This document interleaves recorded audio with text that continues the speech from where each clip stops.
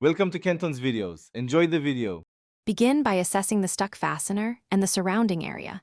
Identify whether the thread lock is removable with heat or solvent. Note the fastener's size and type for the correct bit and socket. Clean the area with a rag and a wire brush to remove dirt and oil. Apply penetrating oil to the joint and let it soak for 10 minutes.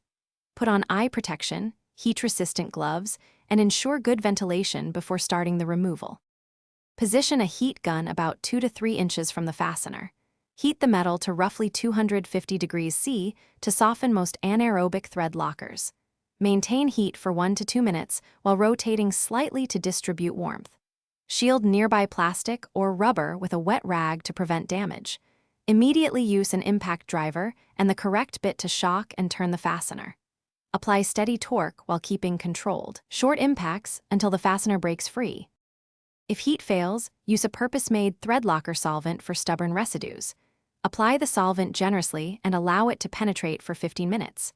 For extreme cases, drill a small pilot hole of about 1.5 millimeters down the screw center. This releases internal pressure and can enable extraction with an easy-out tool. Remove all debris and clean threads with solvent and a brush. Reassemble using the correct torque and apply new thread locker where required, following manufacturer specifications. Thanks for watching. Consider subscribing if we helped you.